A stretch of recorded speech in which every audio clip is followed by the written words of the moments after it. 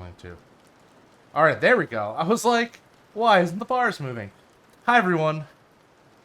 Wow. This is a moment, isn't it? We've reached the end of our 10 weeks of fun. Gone through a lot together.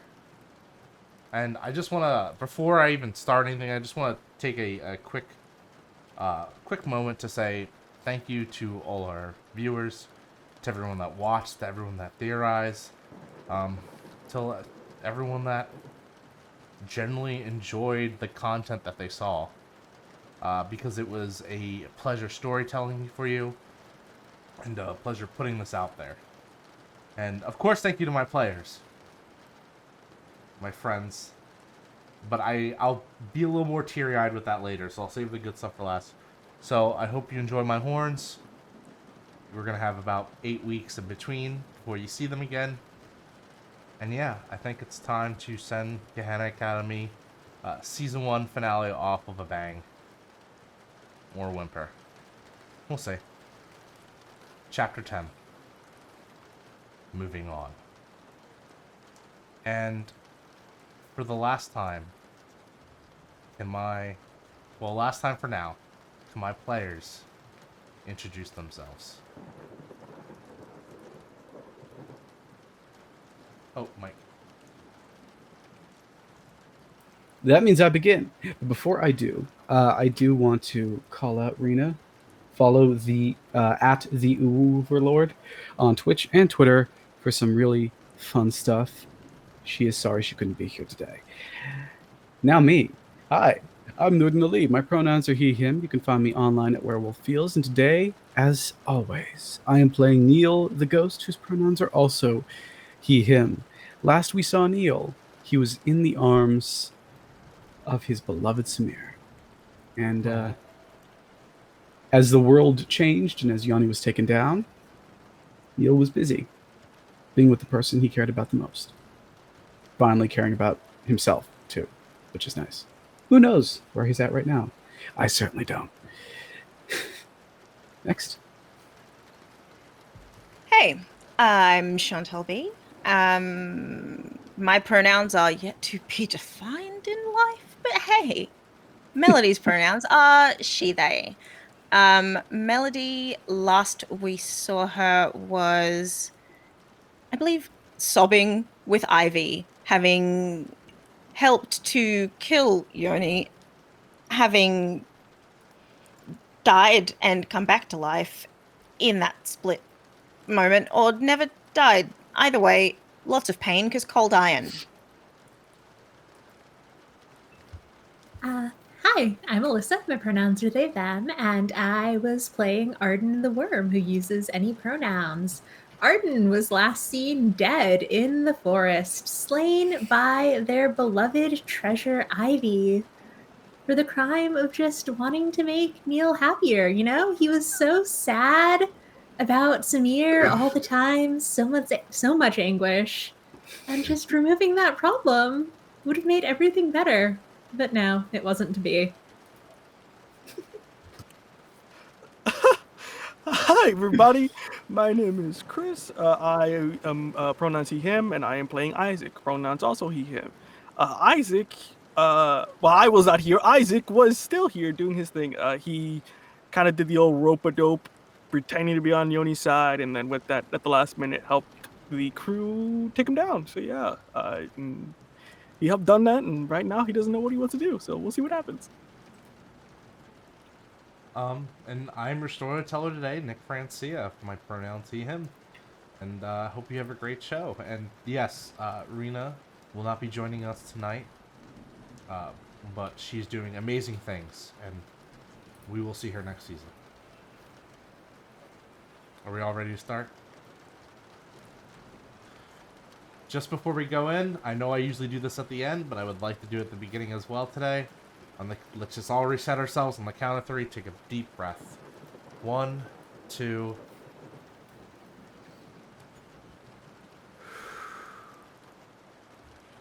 And let's go. Gehenna Academy, Chapter 10, Season Finale. Moving on. No sooner does do you get back from the slaying of Yoni and does the entire school begin to twist back into normal, the overflow of the Fey realm as well as the realm of death beginning to inch themselves out as the catalyst holding them all together is broken. No sooner do you get back to your, from this journey, maybe attempting to rest, maybe attempting to think, maybe attempting to be in the hands of your lover. Are you rested and wretched from the rooms by the staff of Gehenna Academy? And the lot of you are all sat down. Neal, Melody, Isaac, Mercutio, and Samir. And Ivy. It's a weird bit of silence that kind of falls, as the person commanding the meeting is none other than Deed Said, who watches with very emotionless eyes, like not betraying any sort of happiness or anger or sadness to any of this. Next to him is a person you haven't seen before, but their essence is a lot. It feels a lot like Melody's, as this being looks vaguely Fey-like in their pointed features, more alien, as their skin a little bit tighter back, almost jutting out like little horns and decals, looking more plant-like in nature. They're kind of like long crimson locks of like curls, bits of twine and twigs and stuff in them. It seems like the two of them have been talking for quite some time. And as you finally sit down and a few minutes pass of silence, the only thing really keeping you track of time, the only thing showing you that there is some sort of passage at all, that you're not just sealed in a box of eternity, is the ticking of a clock.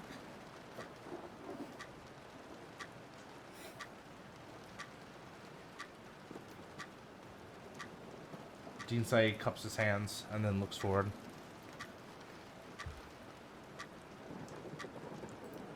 As you can imagine, many events have transpired tonight. Many unfortunate ones.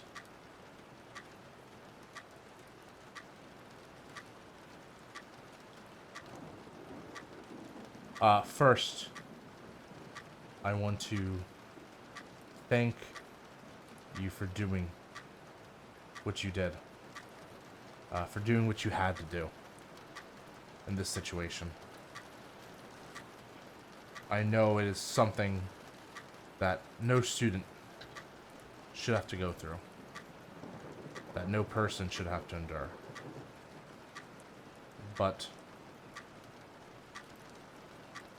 please realize when I do say this, that I'm sorry as the staff members that we have failed you like we have.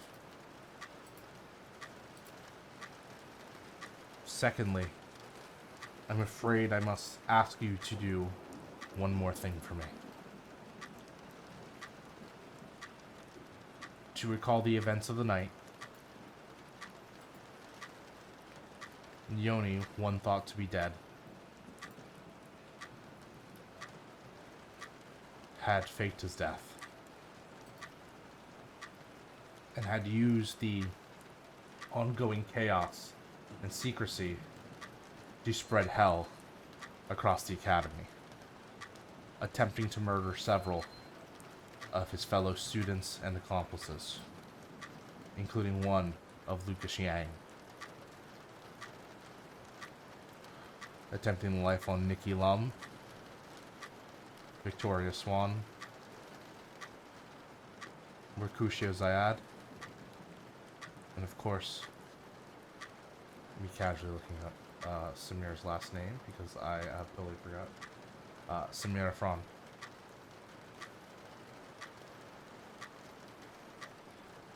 in an attempt to stop him, we lost the life of one of our other students. Unfortunately, Arden Fitcher. The toll that this adventure, or this, he doesn't say adventure, the toll that this incident has taken on you is no doubt heavy.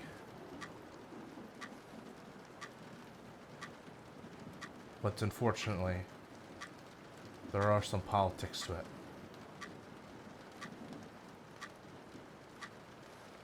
Melancholy, he says, looking to the Fey being. Yes. Will you please explain to them the situation? Well, there's no doubt that the young prince had a bit of a off streak, as it were, in his actions in this realm. It was still, he's royalty, and it has been talked about, as I had discussed with your dean, that the public knowledge of Yoni's truth is largely unknown, and many of your fellow students believe that he is still dead, or was still dead. They do not know of his actions, nor of the explanations of what happened here. And we believed it would be in everyone's best interest, including in order to further and keep the strain between the alliance of the Academy and the kingdoms of the Fae intact, that we keep the involvement of our prince a secret.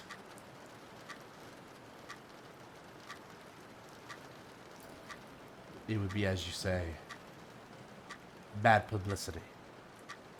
And further revelations would definitely strain the existence of sending more Fae here to coexist around in your realm.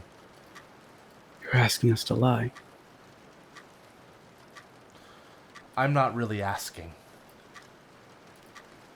It is of paramount importance that you lie.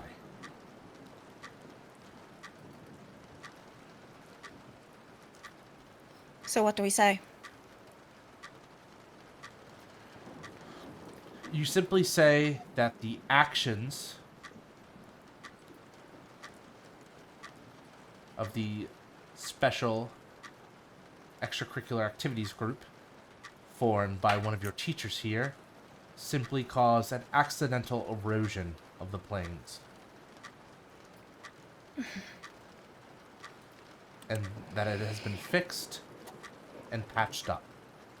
And the offending members have been talked to,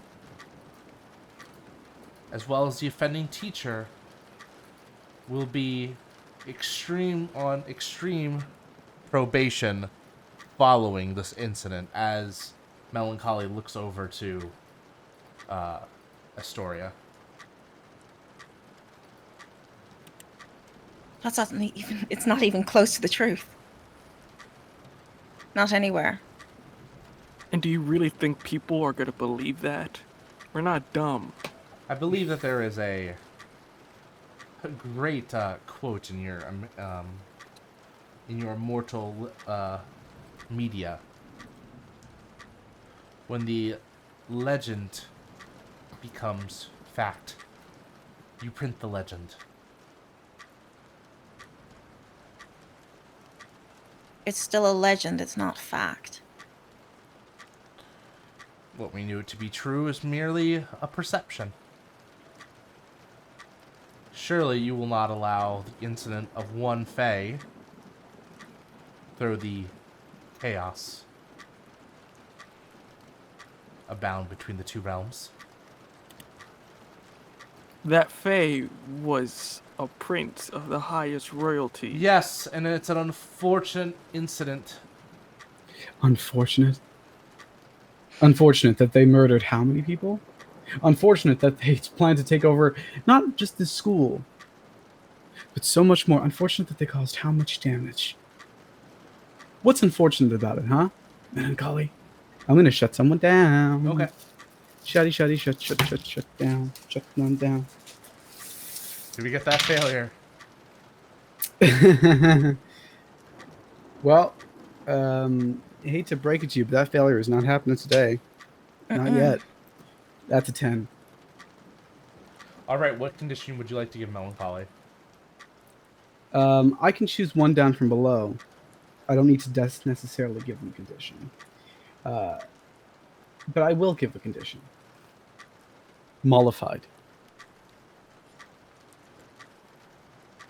Okay. Melancholy looks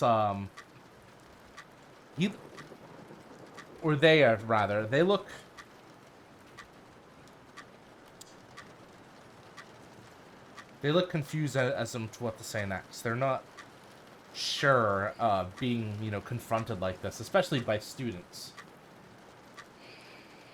And it is the dean that speaks up. If we allow this incident to go public,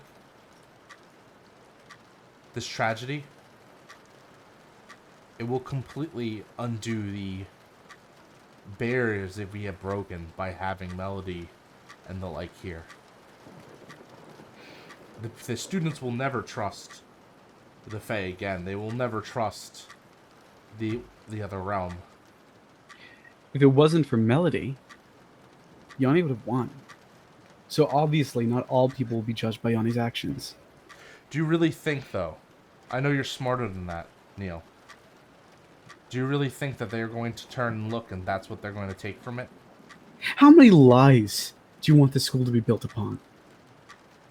Because once we're sitting upon a house of cards, it's only a second before it falls apart. Do you really think, as smart as you are, Dean, that we can hold on to this facade forever? Yes. We hold on for as long as we can, as long as we need to. Because this is the way that order is maintained. I don't expect you to understand it now, but one day you will, and you might not be happy with it. I pull myself up to my whole height. Maybe it would do you to remember that I'm a lot older than you are. And I walk out. I do not open the door. You actually hear the dean calling out as he kind of stands in his full splendor, as you could feel almost the heat at your back. Not that directly, but the rest of you can feel it. And you can even hear his voice booming even as you begin to leave the office. It would do you well to understand that I have been around for far more ages than you could possibly comprehend. Not here, you haven't. And if you'd like me to keep my cool, I will, but otherwise I leave. Go ahead and keep your cool. Okay, so I have to ask you a question as well. How do I make the dean shut up? Just honestly. I'm done. The only way to get out of this conversation is for you just to walk it. You gotta roll first. Not that changes anything. That's also a 10. All right, you gotta run away. You gotta make a successful run because, you're not at you are now. Like, you can't attack him. You could try to shut him down, but it would be it's tough. I have no interest. I just walk away. Yeah. So, could you please roll to run away, even though you're just walking away, just because you're trying to get away from this conversation, and hopefully to a safe place. Even on a successful keep your cool? I would say so, yes. Okay.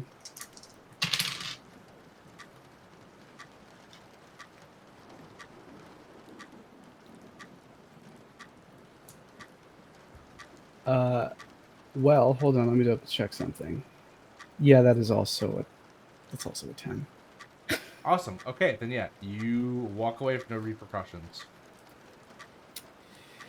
Well, that's 3 tenths in a row. Something terrible is going to happen next. If only we're hopeful. It's literally not. It's not even been to 12. It's been 10 each time. 10 each time. A melancholy looks at the dean.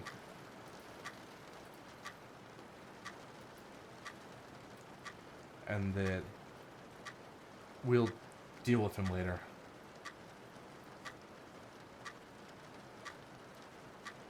Melody stands.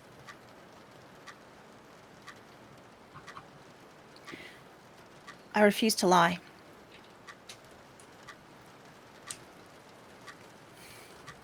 I have no need to tell anyone. But if someone asks me directly, I'm not going to lie. Melancholy folds their arms, and you know, in refusing to do this action, in swearing the promise here, you will be breaking laws of the Fae realm. The Fae Kingdom, as it were. Refusing a direct order for the High Counselate and the King himself. You could choose to do that here, as you are in the realm of mortals, but I would urge you to consider the action you are about to take.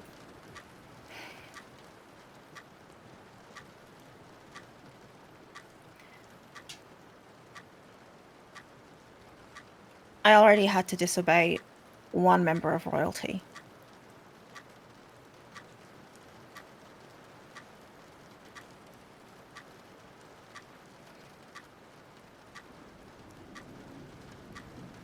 It seems strange to me that the one that's supposed to be good is not. Could I gaze into the abyss? Sure. I would like to know whether Melancholy is actually speaking on behalf of the king. Okay.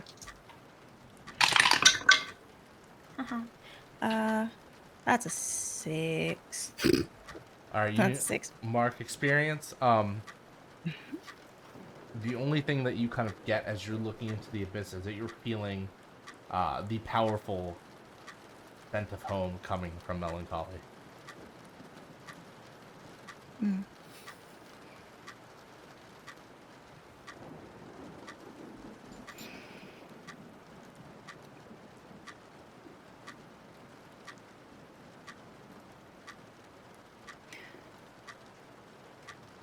Why lie? There are so many ways to phrase the truth. So why lie?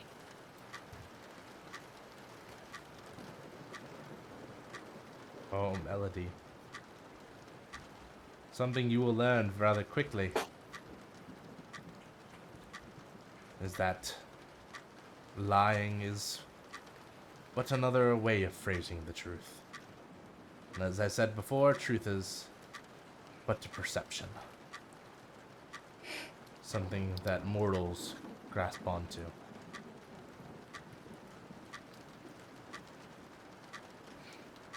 You're changing history.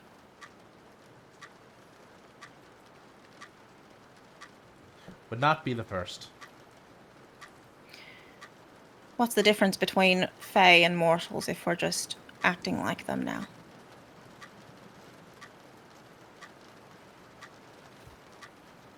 Who do you think gave him the spark?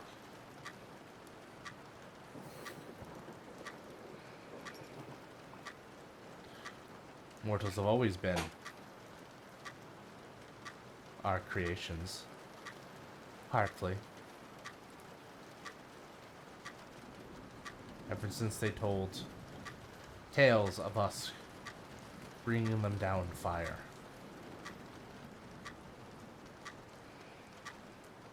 Where we brought them music and art. And order and law.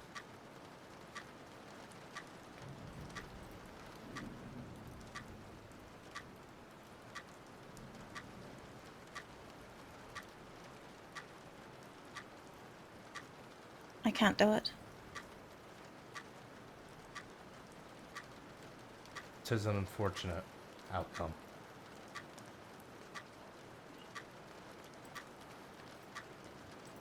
I dare say this will be the last time we meet then.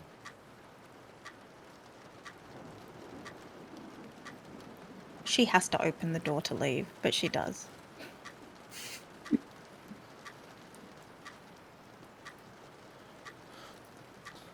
And the rest of you? I'll keep your secret, but on one condition.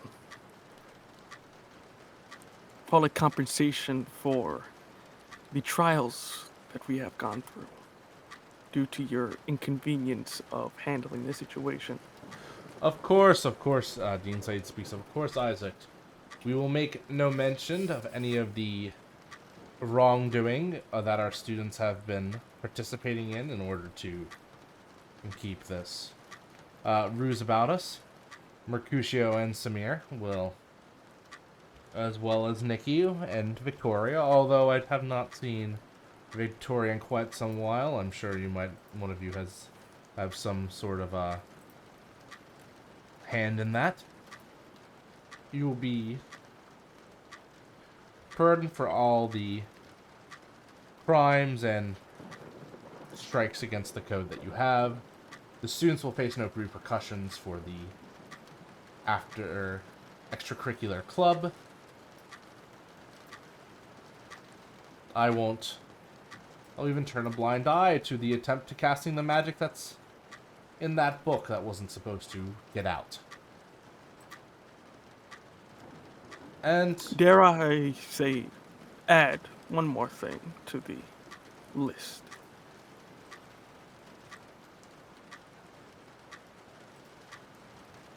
I would like to keep this book, if you wouldn't mind.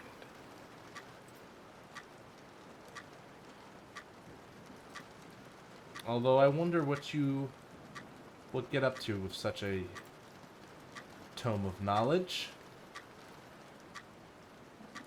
I do always respect the students that fall under the code. So please, take the book. Be gone with it. Then you have my silence, and that of my other friends as well. It should be easier to disperse the lie with the connections I have. Among the students, of course. Of course. And Samir and Mercutio, if you two agree, you will avoid any disciplinary actions and will not be expelled from the school for breaking into that sealed place, most foul. And Mercutio and Samir kind of share a... Well, Mercutio shares a look. Samir just kind of stares ahead. They're really not sure how to make of this, especially since Neal left. But eventually, with a shaking voice, Samir goes, I agree. And Mercutio, I guess that's really the only way we can go on with this. I don't like it, but yeah, I agree. Are we dismissed? Go. Stay in your rooms. Now, how comes the unfortunate part of the funerals we must plan? And the class is dismissed.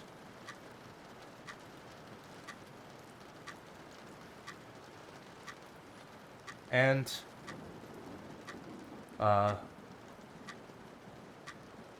the last thing you see is Ivy remaining in the room. Ivy remains there for a long time before eventually just skulking back to their room. If you attempt to catch her or attempt to say anything to her, she kind of brushes you off. Not really even acknowledging her there.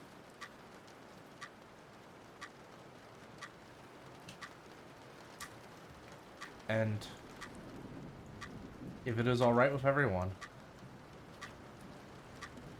I would like to say that time passes. Is there anything at all that, any pressing issue that needs to be taken care of before that happens? I do kind of want to know what would happen to Melody in terms of saying, Nah, mate. Oh, there definitely is repercussions. Yeah. I would like to save that for a little bit later, because there was something you said involving Mercutio that I feel would be definitely related to this. Yep. I figured. So I think with there, time passes.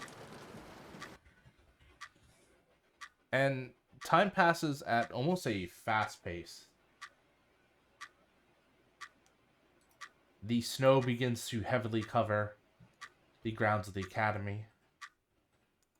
The atmosphere itself begins to chill.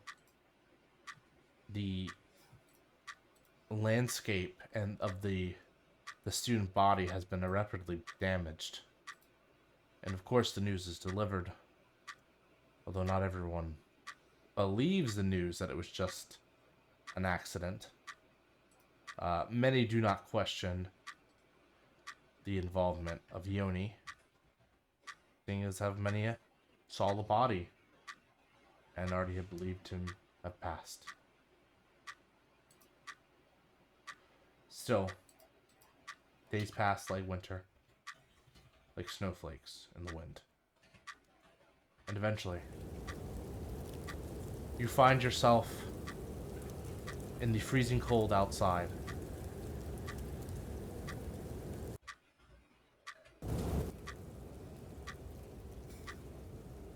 You find yourself at a memorial service for the 3 that have fallen. Pictures of Arden, Yoni, and Lucas have been laid up next to a commissioned obelisk. Or more of a monolith, I should say. Where 3 plaques of their name, ages, and just small quotes have been placed on there.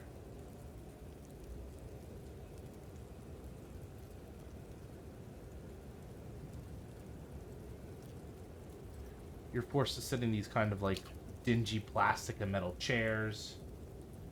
It doesn't feel like amazing. And you've attempted to kind of piece this all together, all of you. But man, the wounds don't heal right away. Melody, you've definitely been getting sleepless nights where you're back there in that nightmarish place. Neal, the image of Arden's body, sometimes you still think you can see it. It's clear as day. Sometimes when you go back to the carnival, the fire, there's a new addition to it, a new body on the ground that you hadn't noticed before. Isaac, for the most part, you don't have nightmares. Mentally, you definitely have gotten off a little bit easier than the others. Maybe because you're used to it. Used to seeing death. But the relationship between yourself and the others, your gang, has definitely been strained to a core.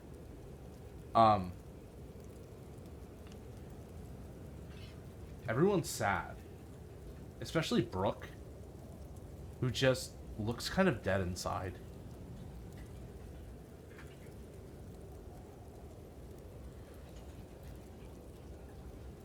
You don't hear anything about Victoria.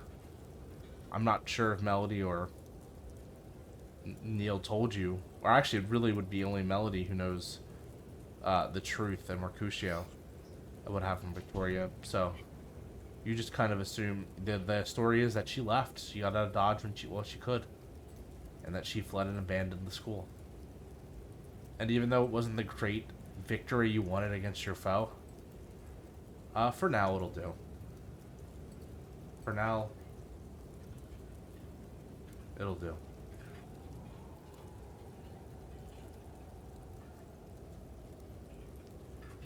Where do you sit in the memorial? The three of you.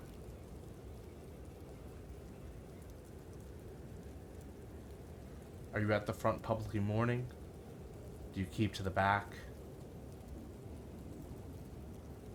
Are you sitting with your significant others? I would say Isaac is in the back observing, probably like by a tree, not even sitting down. Still dressed up in the attire though. Yeah, everyone's kind of wearing all black today, or they've been asked to. How do you feel about this, Isaac? The whole situation going down.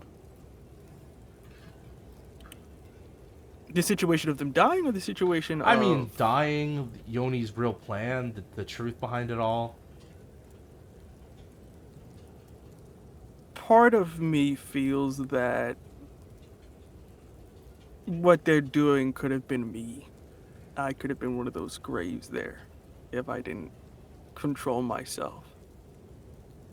And it makes me kind of think of this new life that I live in now. And that maybe bringing back Amy isn't going to solve the problems I have. And it may end up putting me in a grave as well.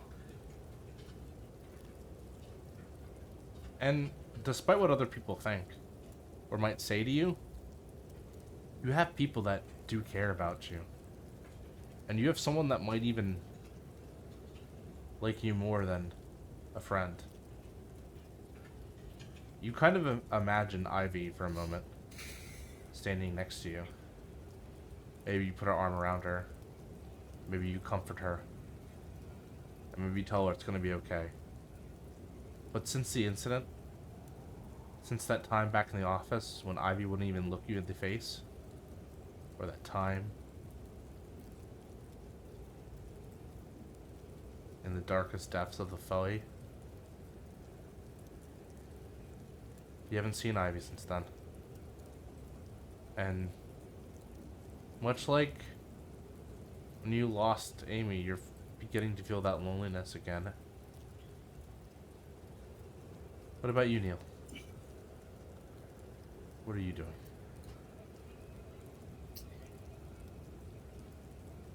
I don't know if Neal's even there, to be honest. Is Neal keeping up in the abandoned room? Maybe trudging around the astronomy tower? Or maybe walking in the old grounds? No, funerals are always hard because there's no greater connection to death than to watch someone's body be put to rest. So instead of being melancholy with everyone else, I think what Neal's doing is just walking around the place where he was buried for the last time.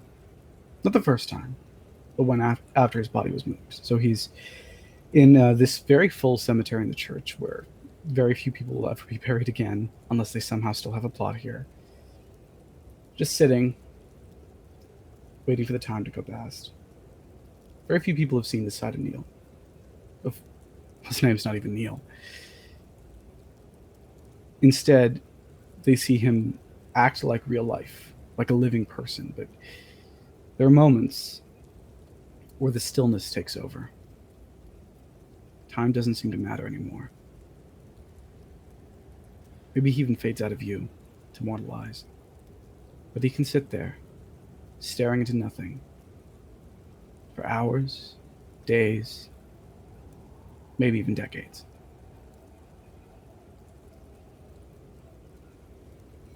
And funny enough, as you're standing there during the funeral, or sitting there during the funeral, far away from everyone else, you hear the crunching of snow behind you. Someone walking up on you.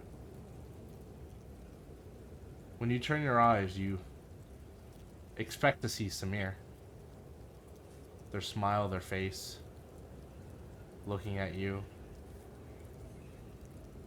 You haven't really had time to talk since it all happened. You've kind of been shut off from everything. But the person that faced you isn't Samir. It's Kaya. She also hasn't been herself since everything happened.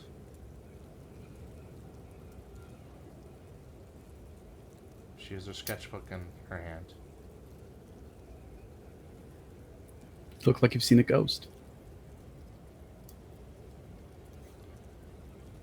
Can I just sit and talk with you? Yeah. Grab a gravestone, and I just kind of perch on mine, actually, the one that doesn't even have a name on it. She sits on one of the stones and looks at you, and absentmindedly begins sketching.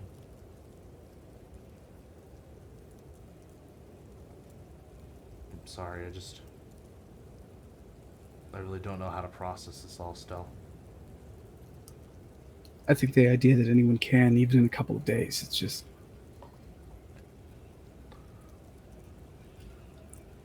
Death isn't something you get used to. You never get used to it. And if you do, it's because some part of you has been taken away, some part of you that you're not going to get back. Is it weird that it's not even the death that's bothering me? It's the fact that the one person I want to apologize the most to for all this stuff happening has just been shut out. I'm not seeing anyone. Who's that person? Ivy got put in danger because of me. Ivy got put in danger because someone took my face, my name. You act like you had a choice. I guess I didn't. But there were so many things I could have done. I could have saw that it was a spell. I could have known that there was something afoot. I ignored the signs because I just was trying to move past it when I should have just been looking. I always do this. I could have run away. You know, when the sheriff came for me, I could have run instead of ensured everyone else got on. I could have run before. You know, not cared that Travis still hadn't arrived. Person I was waiting for when I died. I could have done 1,000,001 things I didn't. Look at me now. You can't do that yourself. There's no good that comes out of it. All that does is put you in a place of more and more misery. Do you think Ivy would want that? Do you think anyone wants that for you?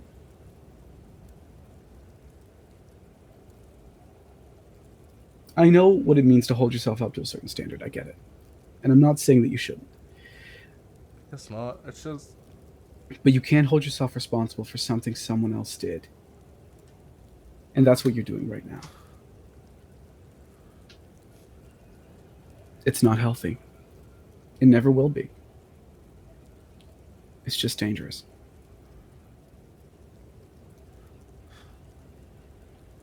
You're right. I know you're right. It's just...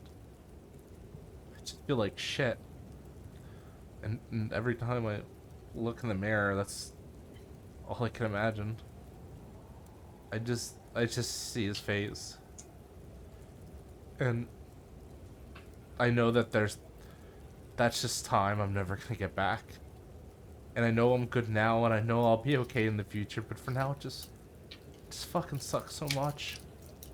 Yeah, it does. And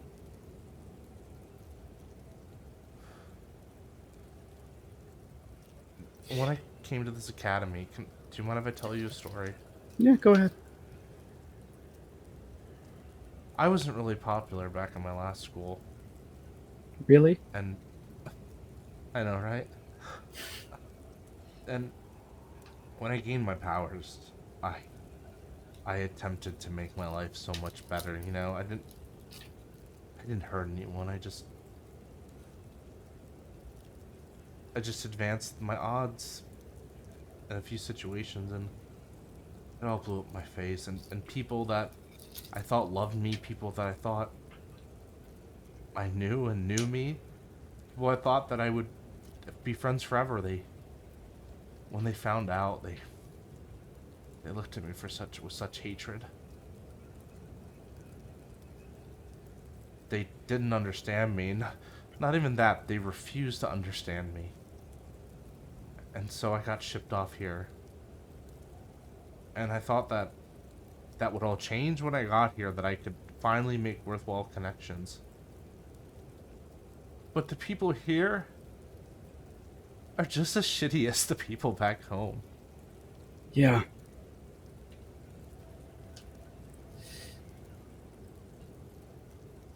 I felt safer in the circus than I do here. And this place was, as it turns out, was kind of built for me to feel safe in. So that tells you something, doesn't it?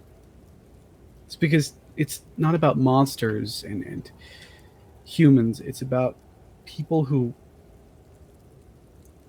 only care about their social standing, or they care only about themselves in some various ways. And people who care for others. That's the difference. Like it's always been. I wish. And you will find precious few of those in the world, no matter where you go. I just wish I could go back to the first week, term. When I first got here. Before all this stuff happened. And that I felt like everything was going great. And what would you do? Start over? Be someone else? Change your name? Change your look? Would that help? I guess maybe for a bit, but... No, it wouldn't help at all, Kaya, because you wouldn't be yourself. And once you do that to yourself, eventually some part of you just gets erased. I was buried with no name, and the people that know me nowadays don't even know me by my actual name, because I decided, going to the circus, that I'd be okay with people not understanding how to call me this or that. You know how the name Neal popped up? I told someone my name, and they said, you know what, that's too complicated for me. And I just let it happen. And now that's the name I get to be known by for the rest of my existence. Something someone else chose for me because they were lazy. And you can't just put yourself into a box to make other people feel easier about being around you. It doesn't work. It just eats away at you. It's a name here, an attitude there, a sexuality. And suddenly there's no part of the original you that was left. Yeah, people grow, people change as they get older. That's supposed to happen, but they're not supposed to be erased. Kaya, sure, life sucks. And the people here sometimes really do suck. But at least you're doing it as you, and not as someone else.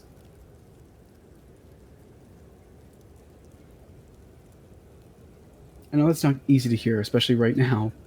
Especially after what happened, but... What's your real name? It's ridiculous. Chandra Singh, it means moon lion. Because I was born on a full moon with a full head of hair. So... She's like giggling through the tears. My mom wanted me to not forget my heritage or whatever. Singh is a very big name for people like us. So... Chandra Singh. Chandra Singh. Chandra Singh. Chandra Singh. She repeats it a few times. Is there a nickname? Maybe? I never got the chance to figure out if I wanted one. We call you Singh, or she like thinks of a second, like Channy or something. Maybe we workshop it. Yeah, maybe we do.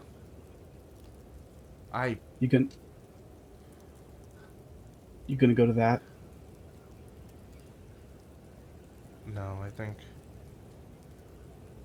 I've had enough of crying in front of other people. If it's okay with you, can we just sit in silence for a bit? I really like the snow.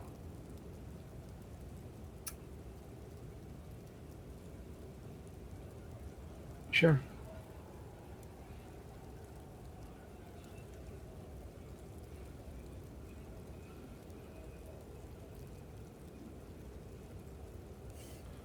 And time passes. You sit there for hours, not saying anything. But it's not that uncomfortable silence. It's that silence when you feel comforted by the other person's presence. It's the true definition of platonic friendship. And it feels nice.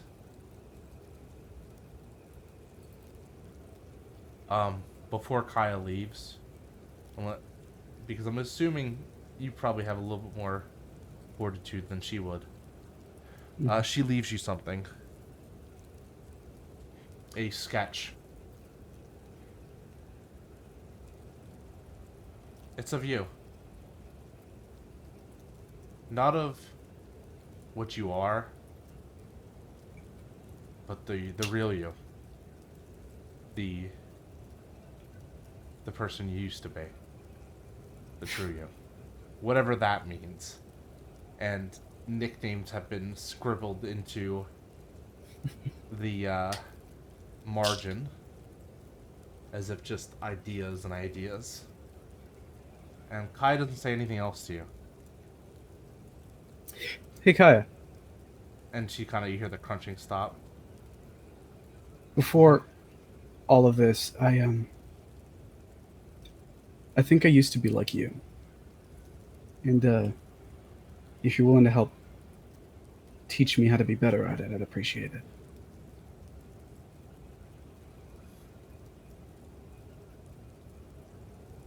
I like that. Have a safe trip back to school. I'll see you there. I'll see you there as well. And she walks away.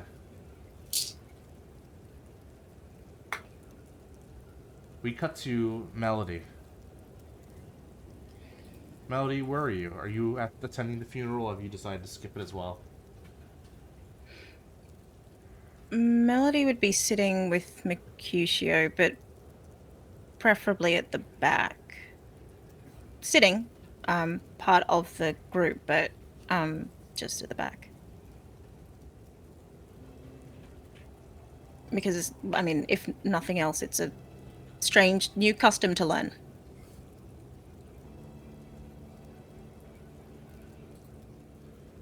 Are you crying? Are you generally stalwart in the face of all of this? What's your demeanor? Part of the reason Melody's sitting in the back is because she's furious.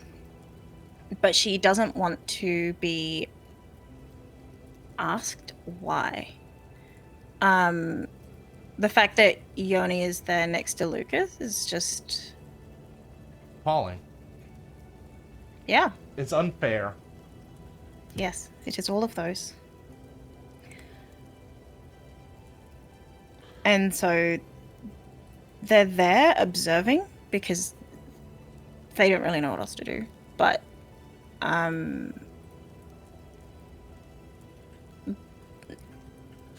not for any particular reason, and she's not crying. Mercutio's next to you as well. He's got an arm around you, offering his shoulder if you would like to lean on it. Maybe playing with your hair, the side of your face. Partly for your comfort, but mostly for his own.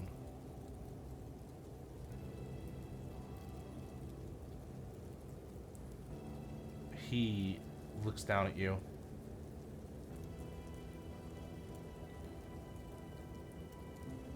I think we need to go somewhere. Like a nice long trip or something. I don't know if you have any family to go back to, but I certainly don't.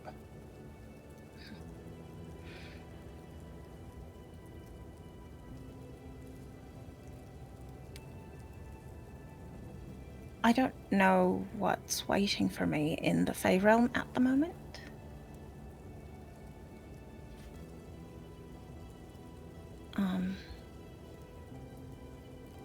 I don't know what's there,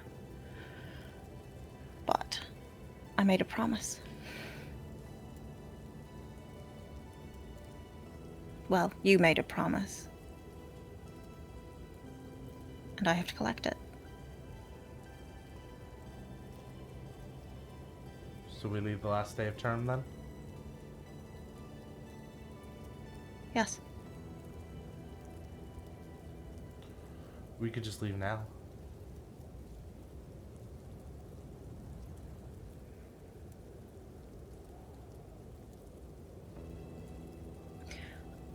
I think I like to let the others know that I'm going, in case I don't come back. Well, if you don't come back, then I don't come back.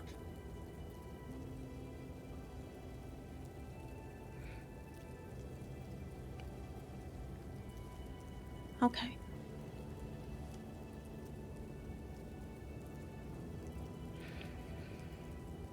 We're in it to the end. Shit. Almost 130 something years on this planet. And you're the one that finally reigns in the Great Bachelor Mercutio.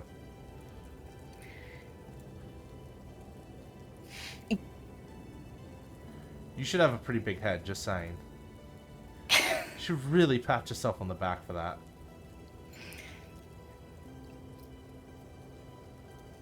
I mean,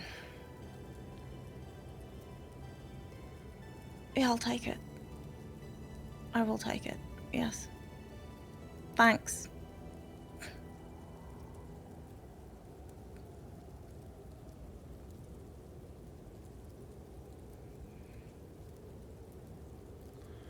And he kind of leans back, and I've never seen everyone's so somber. Even the brothers. I know it's a funeral, but I doubt Lucas would want to see us sad like this. He'd probably want there to be a fight at his funeral. Oh, yes.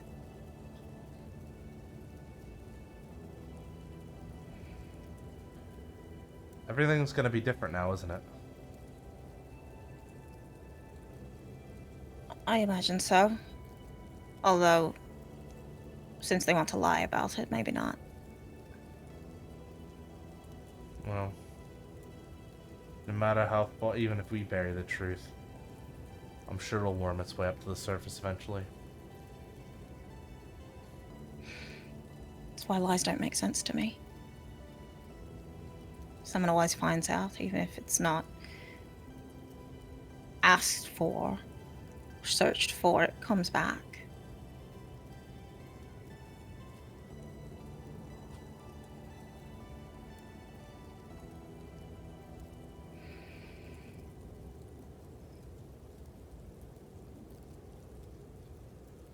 What do you think it was? What do you think what was? What was the thing that came out of Yoni? Whatever we let out that day. I'm not sure what it was. I imagine it was a student at one point in time. Something that the school felt was very dangerous. Too dangerous to keep in this world or any of the other planes. So they kept it out of it. In their own prison dimension. But it wasn't the only thing in there.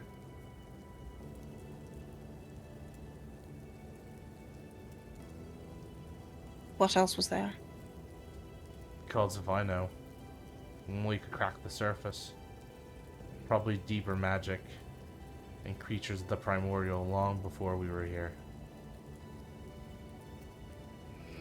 And honestly, as curious as I was, I didn't want to find out.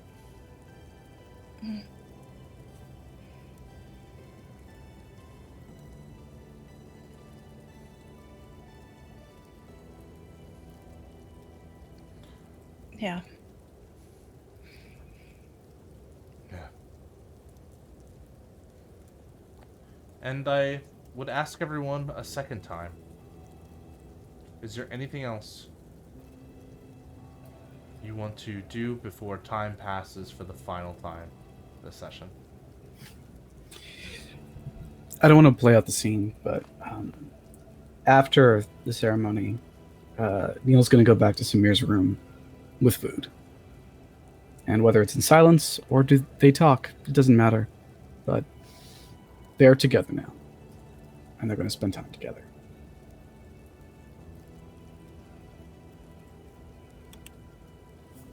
Anyone else, or are we good? Isaac would like to talk with his crew in his room, if they are willing. Yeah, definitely after the service. And the one thing that's kind of being said is Elliot's like, man, I can't believe Ivy wasn't there. Like, Arden was her, was her friend, right? Like, she helped put all this shit to rest. Why the fuck haven't we seen her?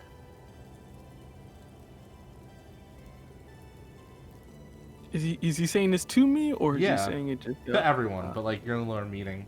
Yeah. It's complicated. I don't know exactly what happened, but Ivy wouldn't do anything without a good reason. Boss, have you talked to her? I haven't seen her since the whole debacle, but I did write a letter for her in case she ever comes back to get stuff or whatever. Is she gone? She's not in her room? I don't know. She didn't seem to be the one that likes to be bothered at the moment. She seems different, and on top of that, I think she may need space. She did kill not one but two people for the first time, and that can have a certain strain on the mind.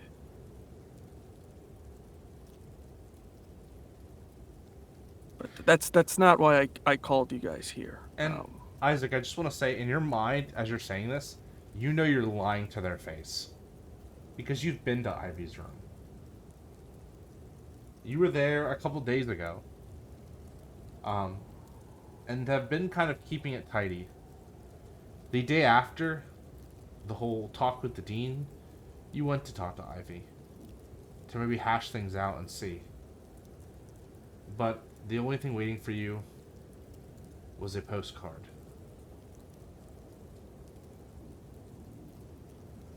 A postcard that says, "I'll be back."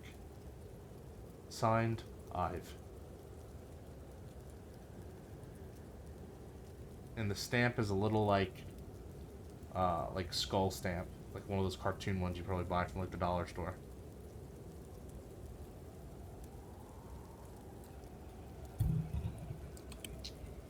Oh jeez.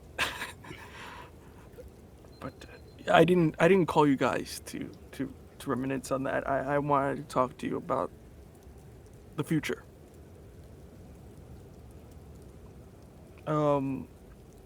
After everything that has happened, I have decided to forego some things.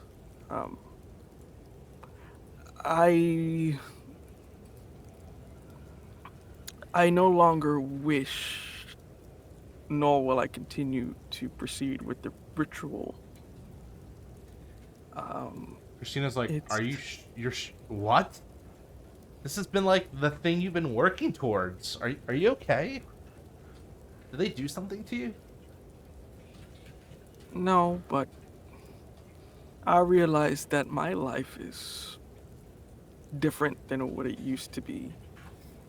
And trying to bring her back would only bring chaos to the school, which it it's already suffered enough of.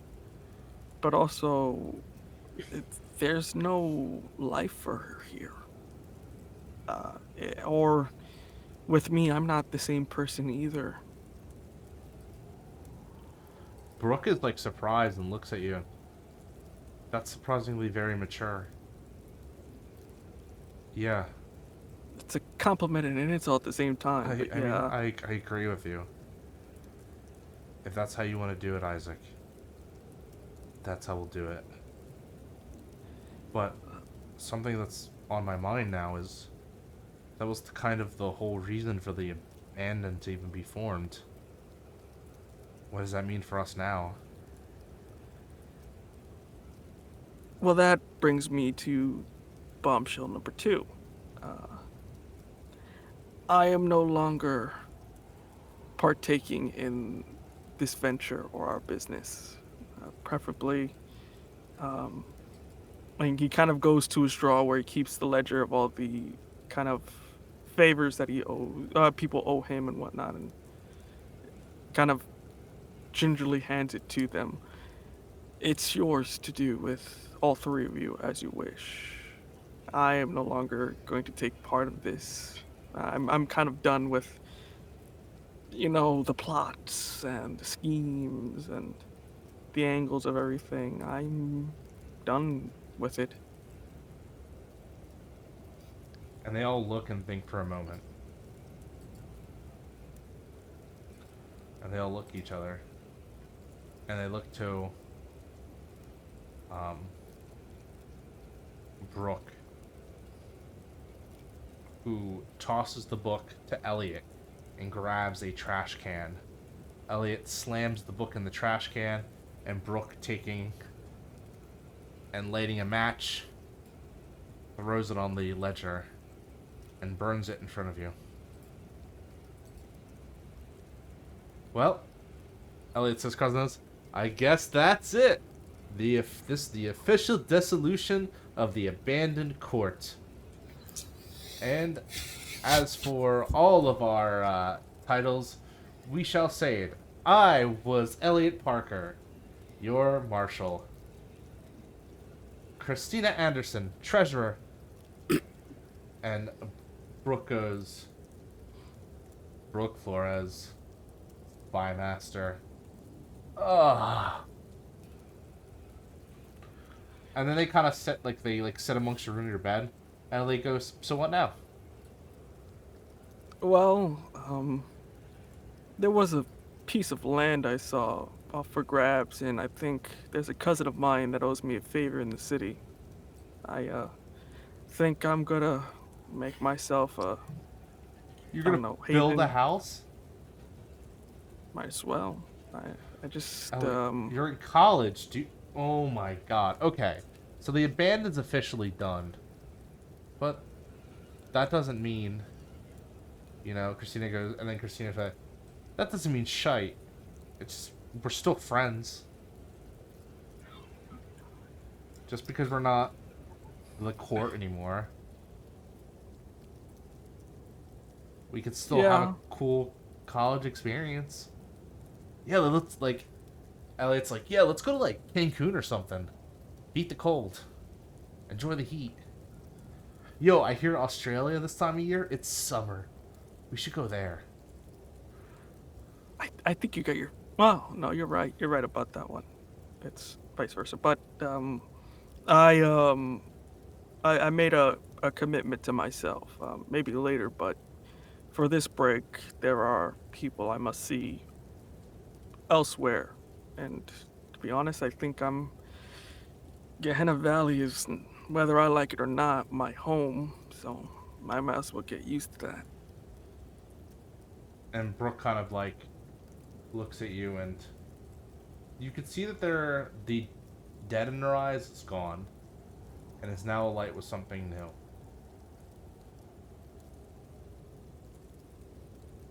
"Isaac, you still have us. Regardless." Well, it's good to know that I have at least some people that don't have a disdain for me. And Elliot kind of locks you in he puts your arm around him and gives you like a noogie, and all of them like come over and they give you a hug. And they're like, group hug, come on, yeah, exactly. We're gonna all get through this together. We're all gonna be better friends for this. Yeah, personal space, guys. Personal space. Nah, you don't take orders from you anymore. Oh God. Come on. And they let's go though. But beyond that, if you ever need my help, and if I ever need yours, I know where to find you guys. Well, you don't know where to find me yet, but you will. I have good news, Elliot says. We'll sniff you out. Yeah. But beyond that, I gotta start packing, guys. Well, we'll help. If you wish. Elliot goes, I'll go get some beers, and I'll be right back, and we can start this proper. And you drink and have fun into the night, Isaac. Because even though you might not be the queen anymore, you still have friends, whether you like it or not. And I think with that, time... Oh, no. Neal. I realize there's one more thing I wanted to do. What do you want to do? What's coming next? I'm going to gaze into the abyss.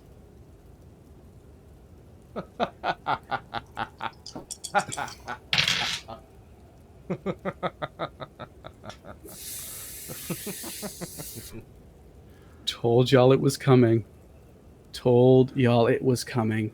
That is the snake eyes. Season advancements unlocked for everyone. Also, I get one more move. Yay. I hope you knew what you were deciding, because things will turn very interesting now. And you know what?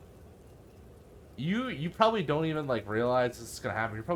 You're lying with Samir, and like you've both just fallen asleep on like the same bed just because you've been like we're talking, eating food, and just enjoying one another's company. And you get a sudden. You know what? No, you don't get the flash. Samir does, as they start convulsing into place as their eyes roll to the back of their head, and Samir like grabs for you. Neal, I'm getting a vision. A star drops to earth. It's the fall. A darkness enters the academy. Something. Doors. 13 doors. 6. The 6 seals. What the? Everlasting ice. It looks painful. It's coming. It's. And then they stop. What the fuck?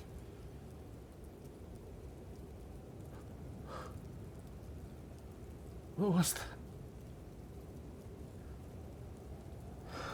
And Samir grabs onto you, sobbing into your shoulder.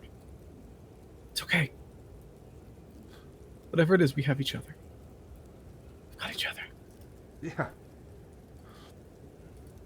We have each other.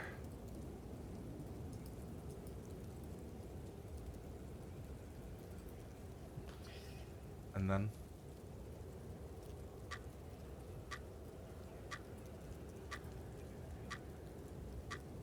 time passes.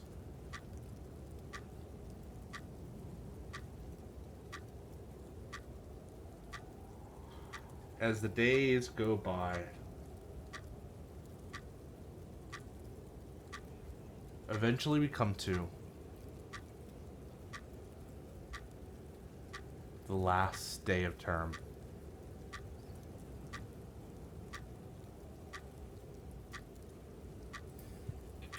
And through circumstances, everyone has gathered in the cafeteria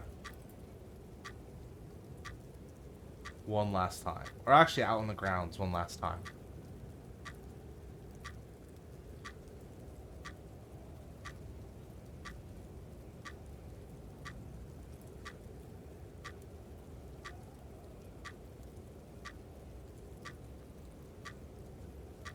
Isaac, Neal, Melody, Mercutio, Samir, Elliot, Brooke, Christina, and Nikki.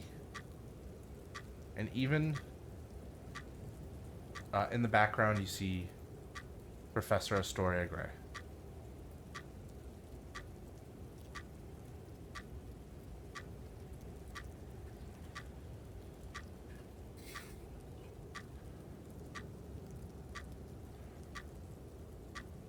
And we get Mercutio, who stands up. Yeah, I pretty much figured maybe one last meeting before we go would probably be alright, especially if everyone that was involved. I hope I'm not stepping on anyone's toes by asking you all here.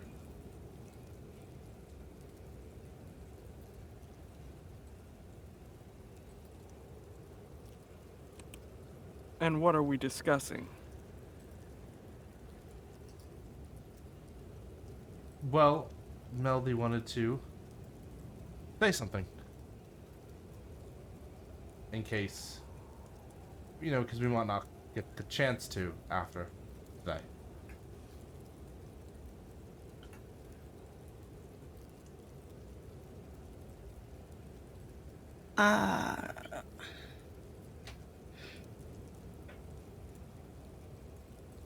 I'm going to the Fey Realm. And I don't necessarily intend to stay there at all. I don't intend to stay there at all, but I refused to do what they wanted me to do, and there are consequences for that. So, just wanted to let you know, in case I don't come back. I'll be going with her as well. I don't think that's a very wise decision. Usually, if you commit a crime, you don't run towards the police. Well, you know, we don't really have a choice. Plus Isaac, not all of us like to run away. I'm trying to be a better person. Don't step on that.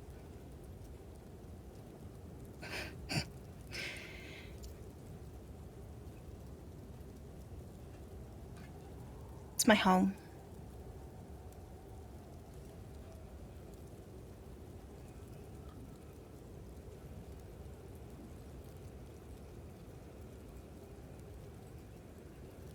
If that's what you want to do, that's what you want to do. We'll meet you here. And I just wanted to say thank you to everyone that came after me. After that situation with Victoria. I don't think I'd be around if it wasn't for you. You. All of you. So, you have my thanks and my gratitude, and I guess I'm in your debt.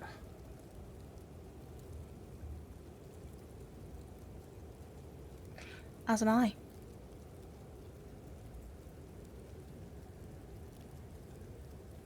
Is that a promise? Not to you.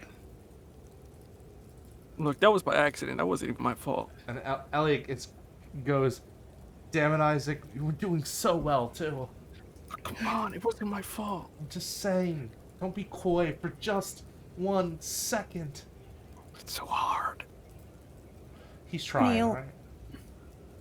Is he? I am. Neal,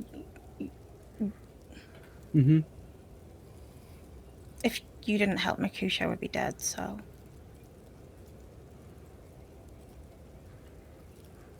And if you didn't help, we'd all be dead. So, whatever you need, Melody. Whatever you need.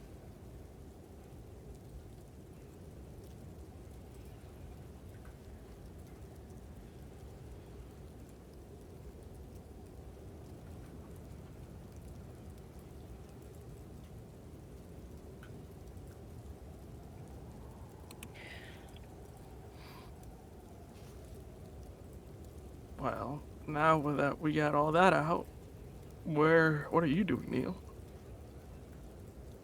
I don't get to go anywhere. I get to stay here. That's how that but works. that doesn't mean you're not going to be doing anything. I mean, unless you're not going to be doing anything. Samir kind of steps up. I will be bringing food and trinkets home from after my week stay, which I have graciously asked my family to allow me to come back 2 weeks early before the term, so that I can keep Neal company. And we can enjoy this frozen hell. I mean, this winter wonderland together. No, it's a frozen hell. You could say that. Yeah, it's a frozen hell. It's just ice on roads and everything. Yeah, it's totally normal to think this is a frozen hell.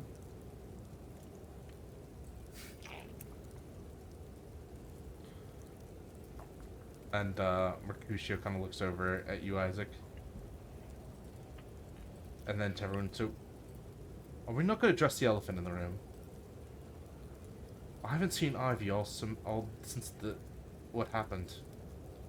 And apparently her room's, she's empty. She got a new job. What is it to talk about? So she just left the school, the academy? She'll be back. Feels like a piss poor time to get, just employed and fuck off somewhere. One's career can never foresee the future.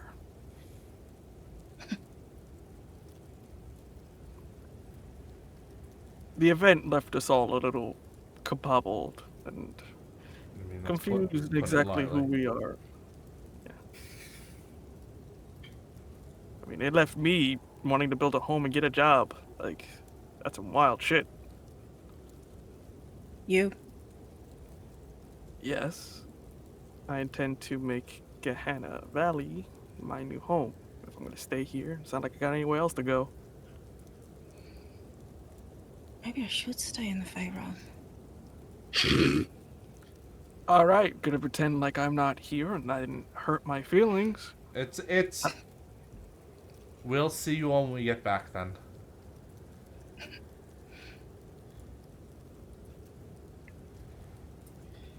So see you when I see you.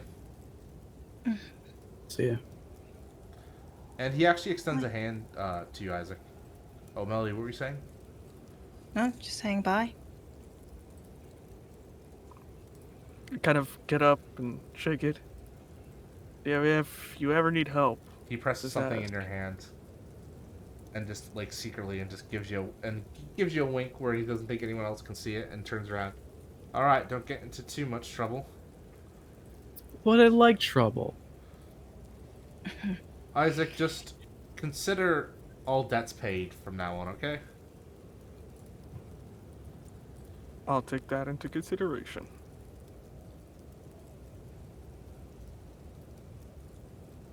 What?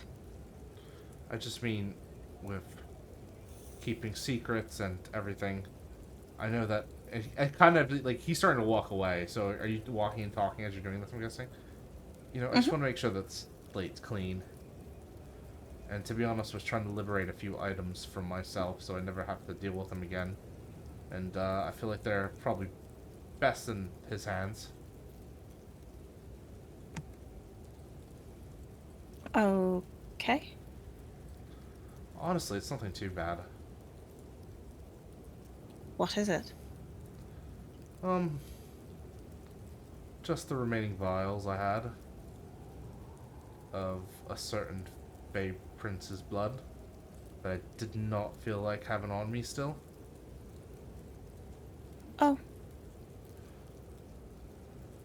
I have dabbled with that shit too much in the past, and I just don't want to. The only fae I want to be addicted to is you right here. And I want that to come naturally, not because of some chemical imbalance between our species. Was that romantic? I'm not sure it was, but... It was very close.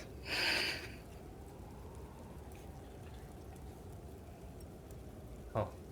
Can't blame a guy for trying. Oh, not at all. And, you kind of go off to that space. Alright, how does this work? And I'm going to use that fun move, guide. You spend a string on Mercutio? Mm-hmm.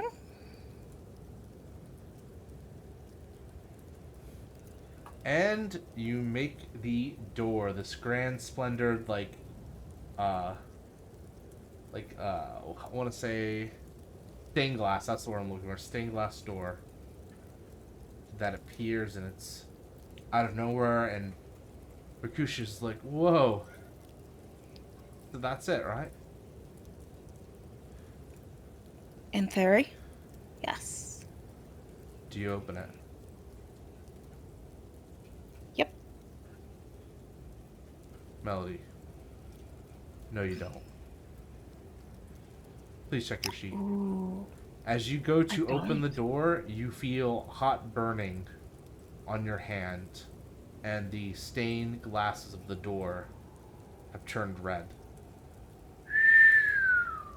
And the words echo in your head of melancholy. There will be repercussions for this.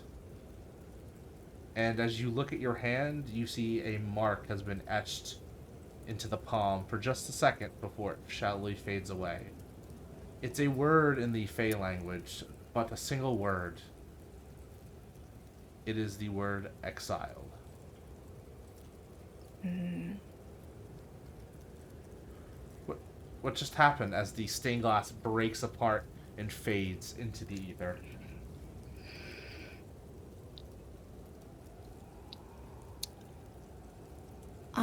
I can't go back. What do you mean you can't go back? Well, I refuse to do what they told me to do. And so I've been exiled. That's horseshit. That's bullshit. No, fuck this. No. We No, it's simple. There's the door in the bathroom. We can go there. But Melody, you know that door went away when Yoni was killed. Mm-hmm. Yep. We could still take it into the Fey realm. And We can't. No, it's not going to be there anymore.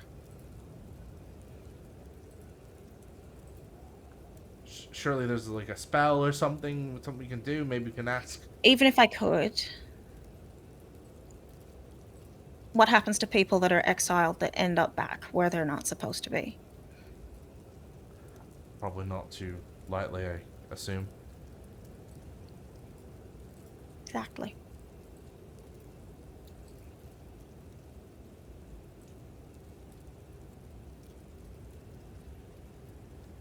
Why don't we take a drive into town?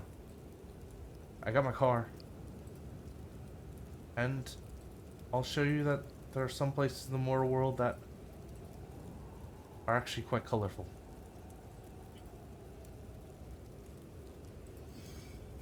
Okay.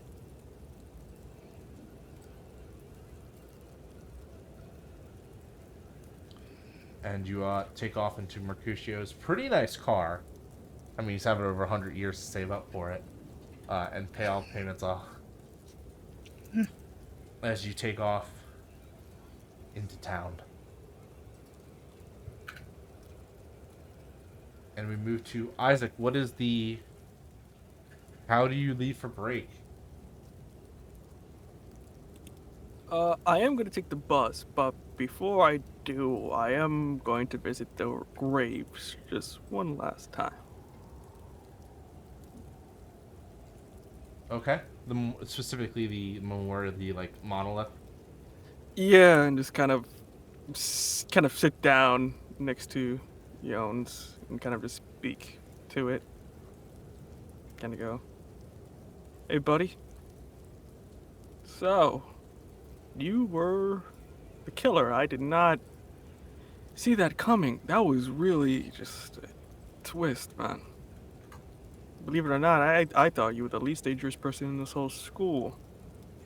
But, you tricked me too, and that's no great feat either. Um, I understand how you did it, you know. I keep thinking back to what Gray said. You can't live in fear, and in order to make progress, we have to go through different planes of thought that we never dreamt of. It's kind of stuck, you know?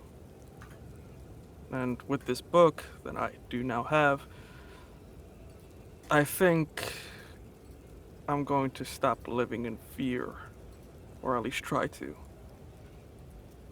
See, reality, in which I've found out these few days, is very easy to bend if you know where to twist. And I think I'm gonna pursue that. Hopefully it doesn't end up in like the same mess you were in, but hopefully I can figure it out and at least find a way to bend it to my will. Beyond that, I don't know. But I wanted to thank you, at least. You helped open my eyes to a whole new world I never thought possible. Though I don't intend to use it the same way you did. I'm not as power crazy as you. Well, I used to be, but I'm not anymore. Beyond that, I give you a genuine thank you, yo. Good night, sweet prince. Don't come back this time. And I kind of begin to walk off towards the bus. And as you do, someone has been standing behind you the whole time. It's Yon. I'm joking. Kidding. No, dude, you fucking dare. It is a professor. As you see, Professor Patel. Fatima, as she would call herself. Isaac, that was a very emboldened speech you did. So amazing. You're growing up. I can't help but notice that you spoke about wanting to understand the realms better. A little bit. And I think in that regard, I can teach you. And why would you do that? Well, because Professor Gray is under tight watch, I have to further the dream of educating our students, especially our gifted ones, far beyond what they thought would be capable. Although this time, I won't be as foolish as her to put together a club. In fact, I'll just take one student. Just one. Oh, so we're gonna Star Wars this shit. Rule of Tool? I'm not well educated on all things mortal. What is that? A Star Wars? Is that some sort of period in time that happened? It's like a ballad. A really long, awesome ballad. Interesting. Then consider this the beginning of our ballad. I have a lot to teach you, if you would only take the plunge. On one condition. I don't want to end up murdered. Like, not to speak ill of the dead, but Lucas, Yon, and... I'm a lot less foolhardy than Astoria was. Then if we have that, I guess I'm gonna need a teacher. And I just know just the one. And with that, a beautiful partnership is formed, Isaac.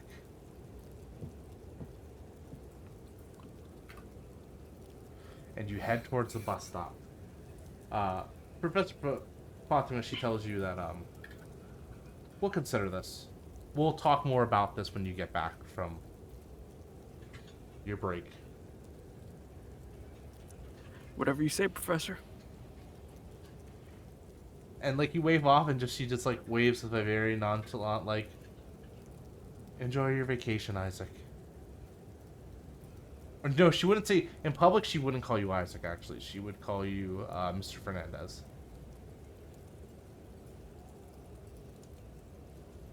Kind of wave goodbye as well.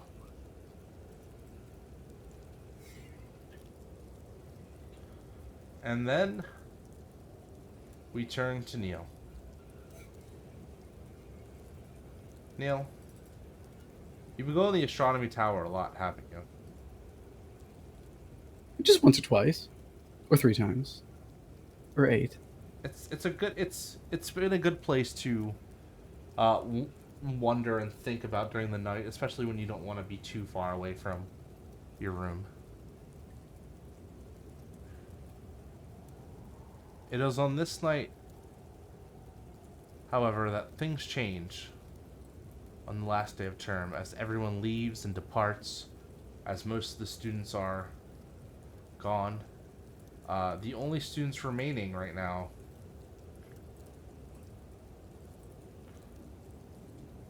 are Jaime, Lucida,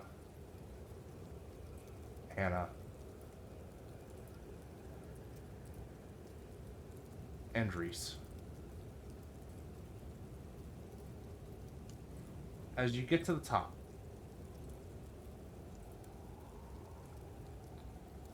and you can see, as you're looking out the astronomy tower, looking at the landscape, as you very much have done before, you see something is approaching the school. A figure walking through the snow.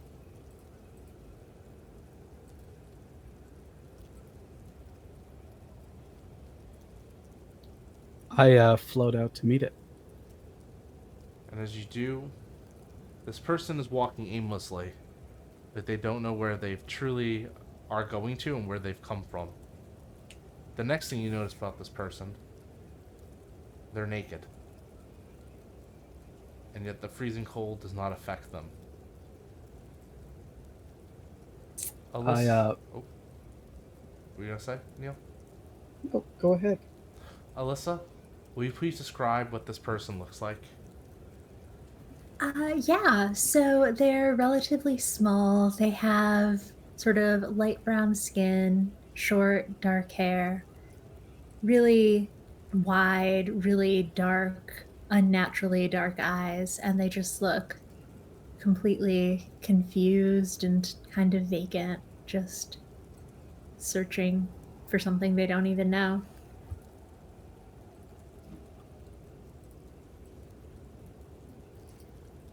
Excuse me. Can I help you? I get like a plastic tarp that's used to cover the salt, because when you have snow, you need salt. And I just like pull it, shake it around, and like bring it around her. Bring it around them. Yeah. Yeah, I mean, they'll sort of instinctively wrap it around themselves, although I don't know that they're really feeling the cold at this moment. And they say, I doubt it. Where am I? Who are you? I'm Neal, and you're at Gehenna Academy. Does that ping at all for me, Nick? Nope. Does anything? Yeah. You do get the feeling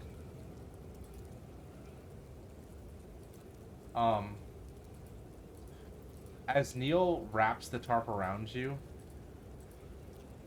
you feel yourself begin to empathetically feel something from Neal. You Oh feel dear. like someone who has gone through a lot and is tired. And instinctually, your move, Strange Impressions, activates. And for a moment, you start to float in front of Neal, like he has done so many times before.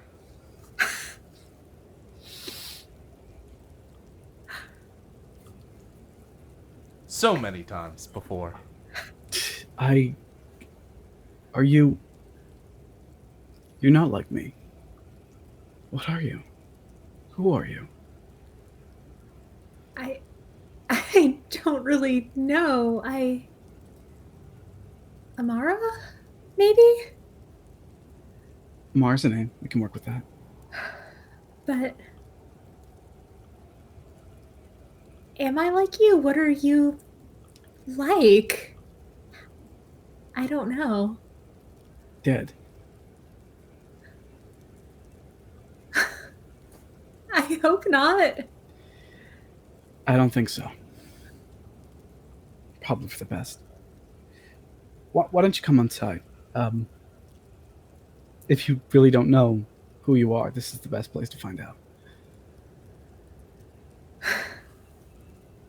Yeah, they'll nod and follow. And I take them inside. And where do you take them to?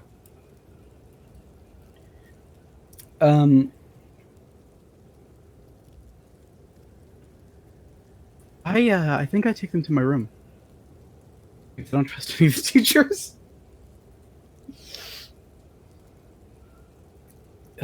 You look... Well, you don't look cold, actually. Are you cold? Not really. Here. And I pull out some clothes. You can put these on if you'd like.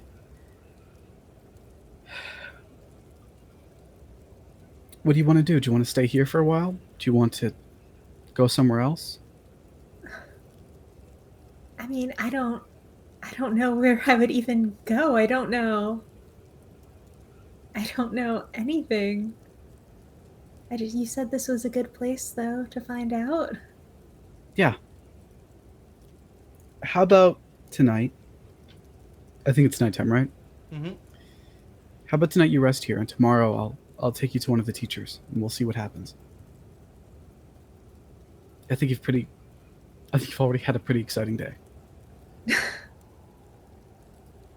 Yeah, I can do that. Thank you. No problem. What's your name? Chand. Chand. Some people call me Chand. Chand. Thank you. Of course. Do you know why you came here? How you came here? Do you know where you started? Can I try gazing into the abyss to see if I've got any sense of any of those questions? Sure. And I was about to do the same thing. That is a 9. The visions are confusing. So what is the question you were asking? What? Let's say, where did I come from?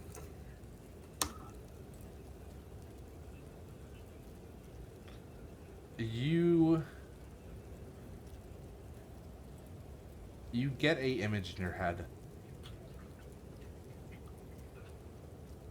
An image of yourself in a lake that has been frozen over. And you are under the ice, banging away at it, poking and prodding, trying to get out. But the ice won't break. And then someone comes away, a figure that you can't see, and slams their pick into the ice, breaking it. and you reach your hand out, feeling the blistering cold wind on it. And that is the answer you're given. I would also like to gaze into the abyss, Sure. but with a different question. What is the Why are they here? However, that is a 6, so I don't know. I'm great at the gazing into the abyss today, huh? Take a harm, Neal. Of course, love to. As a single word begins to etch, as you feel burning in your chest, like around this area. And you clamber at it and you feel something being etched to it as if seared. Pulling your shirt down if you go to check it. You see a single word. 7 letters. Sorry, I had to count that out.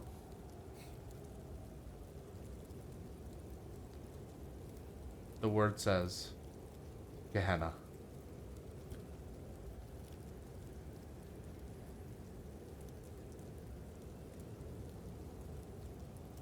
Let me tuck you into that. Yeah, they're shaking now, I think, finally shivering from the memory. Yeah, I think I was drowning. I was trapped and someone saved me, but I don't know what happened.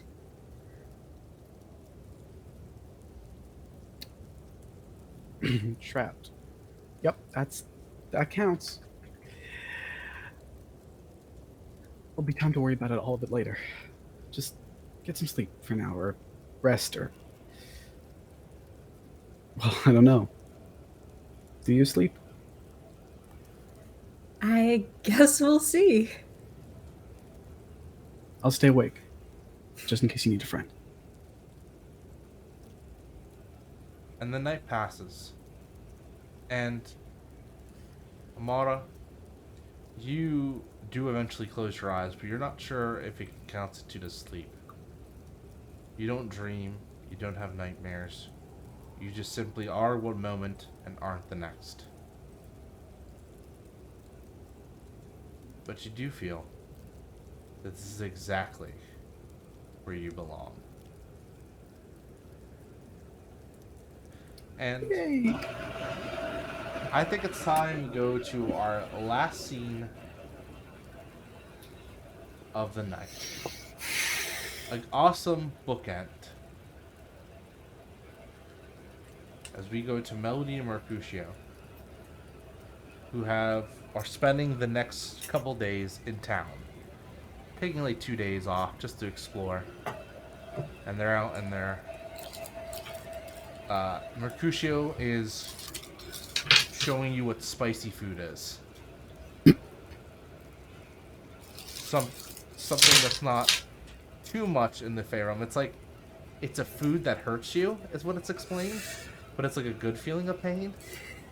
Like, that doesn't make any goddamn sense. Who would do this to themselves? Why would you choose to hurt? But does Melody like the spicy food?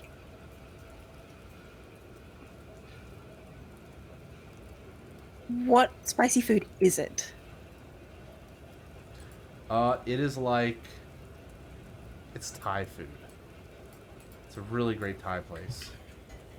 You're eating some Thai curry and the spice has been turned up. But the coconut's nice. Then yes, Melody does. It is a good combination of the savory that could be found in marshmallows. No, could be found in hummus, and the sweet that could be found in marshmallows. And so Melody says yes. As you're doing so, you see that there's there's a woman and 2 other gentlemen that are passing out flyers. They're all dressed up pretty nicely in like white shirts, like kind of some of them have ties, some of them don't. Khaki pants, and they're just like handing out flyers. And as like you're kind of passing by after finishing your meal, they kind of like look at you like, "Oh, you look like someone that's. I get a feeling from you. You're lost and you need a home."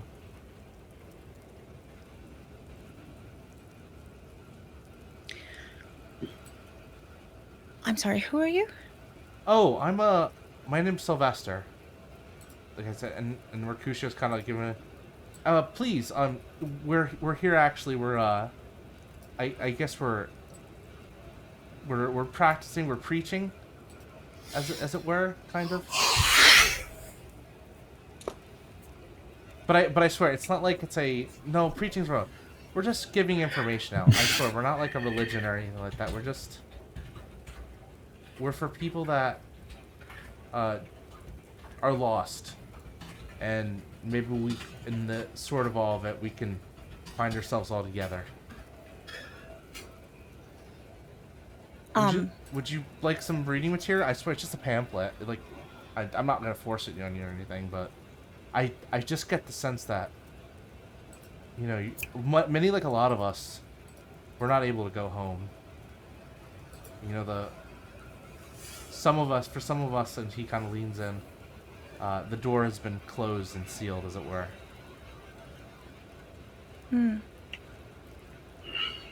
And when Mercutio isn't Mercutio's getting chatted up by the girl, and it's kind of not looking, he like presses a finger against your palm, and then his own palm, and goes, you know, we can recognize each other pretty well after you've been at it for a while.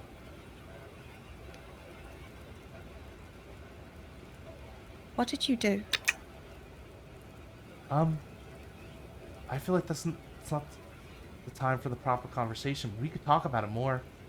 I would love for you to show you how our kind can live without the constraints of the law around us anymore. But not everyone here is in on not all of us are like me and you. Just a really tiny fraction, but honestly, I think it's a great place to realign yourself if you're up for it. We just moved I'm into willing the to area. listen. Awesome, that's great. I mean, that's really all I asked. I'm sorry, I didn't get I said my name's Sylvester. What's your name, if you don't mind me asking? Melody. Awesome. It's nice to meet you, Melody. And he puts a pamphlet in your hand. Like I said, don't feel pressured, but we do have a little mix for that. Like I said, we just moved into town and we're setting up. We got big enough so they actually established a branch out here, which is awesome. Look us up. We've done some cool stuff. Okay. And as you look at the pamphlet, the organization has one word to it. It is called one single word. As you see, the pamphlet is for an organization known as Mantra.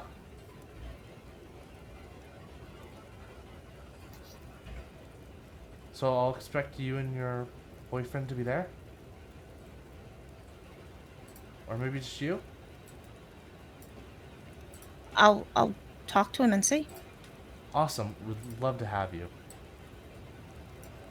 Keep it good. And he classes, he looks and he kind of like, the kind of symbol, the little logo of Mantra is kind of like a half moon, and he kind of does this. It gets better. Melody is confused. Okay. I swear to you, it gets better. You're gonna be so happy you got out when you did.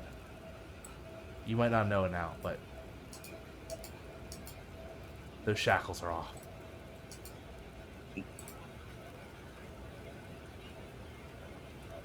Okay. Yeah. See you soon. You promise? I promise your role's about to get so much more interesting. Do you promise to take a step and see it through? I promise to take a step. That's all I ask. Welcome to a brave new world. And with that, we pull out and we examine the town. We see Isaac kind of huffing it and kind of like he's got his thumb out, and he's just like hitchhiking through town. We see Amara sleeping. We see Neal kind of gazing and looking over. We see Mercutio kind of like confused. We see Ty Money somewhere in a villa somewhere. Reese scribbling down, still at the school. And we look to the memorial once more. And it holds on it. It holds. And for a second, you think this might be one of those movies that have one in the mixer where like the bad guy comes out at the end and like his hand comes out of the grave, but that doesn't happen. And then the credits begin to roll. Please, everyone, for the final time this season, tell everyone who you are, and plug what you got going on. Hi everybody, my name is Chris, and I was playing Isaac. If you want to follow me, I'm mostly on Twitter. You can find me at VO_Colón, that's COLON. And in terms of projects I'm working on that I can speak about, there are two. One is with these lovely folks called Starlight Audio Productions at Starlight Audio, in which they're doing a whole podcast about Norse mythology, sort of modern day gods in Seattle. They're trying to prevent Ragnarok, which is pretty awesome. I play a god there. And another one is Epsilon at Epsilon Podcast, which is about sci-fi, about a group of resistance fighters trying to stop robots and stuff, which is also pretty cool. So go check those out. Hi, y'all. I'm Alyssa. I played Amara for the last bit of this episode. You can find me on Twitter at @adisasterqueer. And in terms of projects, I am currently just working on a City of Mist sex roleplay on Amamagiri. Find it in your podcatcher. Give us a listen. Hey, I have been and will continue to be Melody, the interested fairy. You can find me on Twitter at Shauntelle B. You can find my writing. It's going to be really interesting writing this, whatever this becomes, over at wordswithcolor.com. On Wednesdays on Wednesdays at 8. Times. I need to write this down somewhere. 8 p.m. I play Unlawful Disorder, which is an open legend actual play, over at twitch.tv/Lost Worlds Archive. On Saturday evenings at 8 p.m. I also run a game of Monsterhearts, which is called Daybreak Prep, which is a very strange sexy game. Who knows? I don't know what it is, but it becomes a lot of things, and it's reaching its finale this week. But we will also be back for a season 2 in about a month. You can find all the VODs for that through my link tree. You can find basically everything I've just said through my link tree, which is over on my Twitter. And I'm one of the narrative writers of Omens Rising. So follow them too.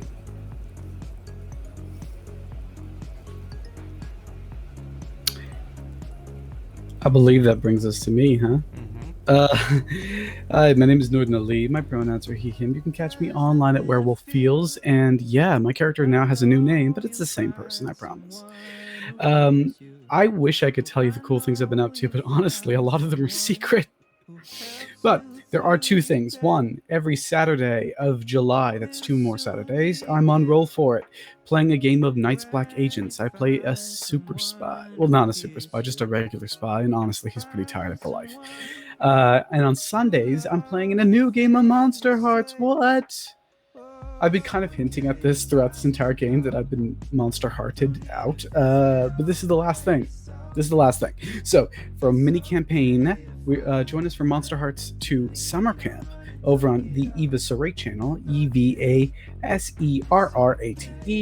where we'll be doing some really, really fun stuff in the summer camp. I'm playing a character that is actually really hot this time around. Surprise!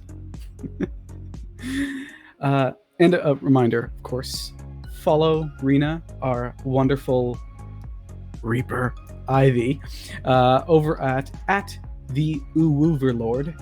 And you can also follow their Twitch. I believe they have a game of Vampire the Masquerade. She has a game of Vampire the Masquerade tomorrow, so you can catch up on that. Especially over on the YouTubes, you can catch up all the VODs. Thanks for joining us. It's been fun. And I guess that leaves me. I was your storyteller, Nick Francia, where you can find me at Nobleman Nick. I have a lot of stuff to announce. Next week, we'll be doing a Q&A episode for the people, for some of us. They'll be able to join, and we'll be talking about Gehenna Academy. And if you have any questions, please post it ahead, and we can try to see what we can answer, as well as maybe give some hints for next season. Other than that, after Gehenna Academy premieres, I'm very excited to announce that I'll be running a 3-part mini-series of Call of Cthulhu 7th edition based on the popular works of a certain popular work by one legendary manga horror artist and writer, Junji Ito. Yep, it's here. The Uzumaki 3-part series. I'm excited to run it. If you love body horror, if you love curses, if you love the spiral, you definitely should come and give that a watch. It's going to be great with a awesome cast that we're still lining up, and I'll give more info about that hopefully next week. And that'll be awesome. Other than that, you can catch Dark Ages on Fridays, which I believe we're heading straight towards their season 2 finale very soon. We have a lot of awesome stuff on the horizon as well. We still got Saturday night one-shots. Oh yeah, the 17th on July 17th, I'll be running a Saturday night one-shot. I'm going to be running Alien the RPG. This time, though, we are not taking to space. Rather, it is going to be set in World War I. So if you like history, if you want to see all the different places that Alien can be, definitely, check us out. And for now, the saddest part of the episode, as well as the episode, just the part I love the most, actually, though, is just to give thanks to everyone. Like I said, I thank you, the viewers, at the beginning, but thank you for sticking around and watching all 10 of our episodes. We love you, and making this series has been a passion project of mine. It honestly has been just so fucking cool, and I'm so happy that I got to meet all these great people. And you know what? I'm gonna mention some stuff right now. So I'm gonna start in the row. Rina isn't here, but I am so happy that Rina decided to play Ivy and did an awesome job doing it and rolling with her character and making this awesome arc that she had, and we got to kind of discover along with it. I met Rina doing my last show that I did, which was Kingdom Hearts: The Interstitial War, where she was a guest star, and I was so happy to have her back on to play some Monsterhearts. Noordin Ali, near and dear to my heart, thank you so much for joining and just coming in and playing. You did amazing as Neal and put some of the most emotional parts of this, and just the roleplay alone that I was able to do with you and these scenes as Samir and just other characters was awesome and amazing. And really, I think it helped elevate this game into the stratosphere of what it could actually be. So from bottom of heart, you were amazing and spectacular, and I'm so excited for you to be back for season 2. Shauntelle, I am so happy you're also staying. I'm happy everyone's staying. I'm just gonna say that and get that out of the way. But just as Melody, you were amazing. Simply spectacular. You were vengeful, you were sweet, you were inquisitive, and you were the baddest bitch around at sometimes, and just simply awesome. And I'm glad I got to play up Mercutio. I'm glad we got to do that romance subplot, and I'm glad she made that choice at the end, because it was really great to see Melody's character evolve from this simple newcomer to really making this realm her home. And it was just a lot of fun. And yeah, oh my god, I have such a great cast. I'm gonna keep showering them with compliments if the viewers don't mind. Alyssa, your willingness to play these kind of more manipulative and scummier sides of the Wyrm was so much appreciative. There's a lot of characters that players I should say, they won't lean into it. They won't make that their own. And you made Arden every bit of good and every bit of bad that they needed to be. And you were a hero at points, you were a villain at others, but most importantly, you were feral all the fucking way through. And that is what this game is about. Is keep it motherfucking feral. And as Amara, I cannot wait to see what havoc you will wreak in the next season.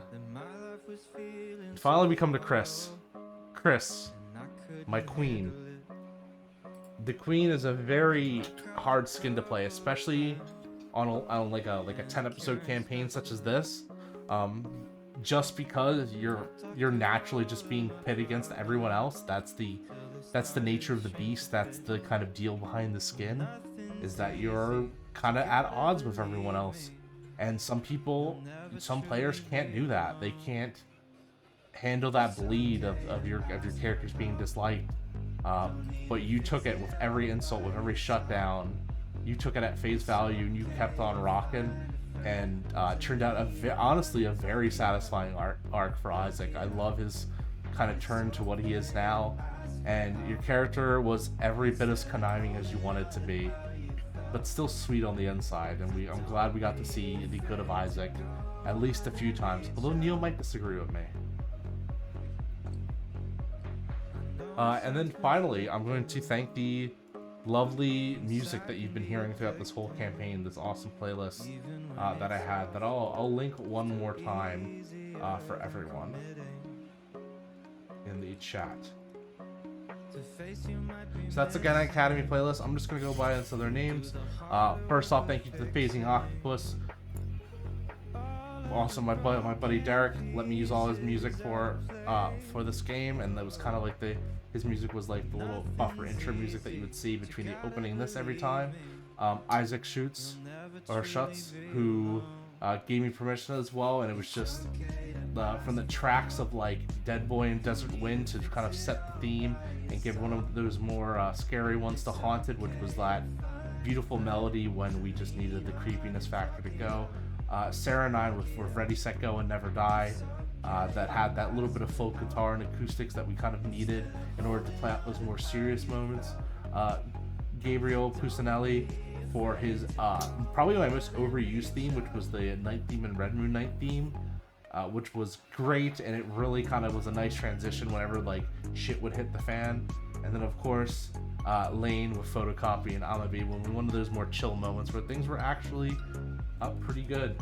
Also want to thank my fellow Gehenna gaming people, Ian, Mark, and Rick. Thank you so much for allowing me to do this. I remember when we were looking for the storyteller to take over, and I pitched this idea, and you just were basically like, hey, we got free reigns. I told you I wanted a whole BIM POC cast, and you said that's perfectly fine. Go find your flock and deliver unto us something beautiful. And without their support, I wouldn't be here, and the show wouldn't be possible. So thank you for that. And to everyone else that kept us going through it, to the cast members of Gehenna Valley that assured me that I had what it took to pass the torch. Thank you to everyone. You were, to quote the only season of Doctor Who I've ever watched, because I'm not particularly fond of that show, is you were amazing, absolutely spectacular. But you know what? So was I. And I think with that, you can listen to Sleeping Lions for Help, which is the song playing right now, as we carry us out into the credits. I love you all. Thank you so much for an amazing season of Gehenna Academy. Bye, guys. Oh, wait a minute. What about Season 2? Season 2 is going to start back up in September. I don't know the exact date yet, but I don't have it in front of me. I will announce it at the Q&A. Yeah, we're coming back in September. Awesome. Have a good night. And that is it. Maybe not? No, it's not it. It's not it. It's not it. No, wait.